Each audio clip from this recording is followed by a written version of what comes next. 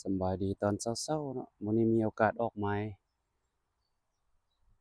มาหาตึกเบ็ดปลาในเนาะมื้อนี้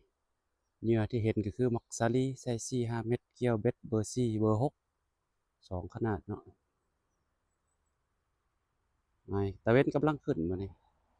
หมายแม่น้ำบรรยากาศดีๆตอนเช้าๆใกล้ๆขัวรถแล่นไปแล่นมาตอนนี้ลงเบ็ดไปแล้วตามกำหนดเนาะ4คันมานั่งลุ้นนั่งรอสิเป็นจั่งใดมื้อนี้4คันเนาะกระจายอยู่นี่นะ ติดใส่ใกล้ๆกันก็ใส่คือเก่าเด้ออันบ่อนบางคันที่มีเสียงเพื่อเฮาเผลอเฮาหยังก็อาศัยเสียงมันเหยื่ออ้อยก็สิเป็นนี่เหยื่ออ้อยเฮาสาลีแห้งต้มกับข้าวสาลีหรือว่าข้าวเบรนนะตีใส่ตัวนี้สะป้อมอันนี้ก็คือลูกระเบิดตีไปพอ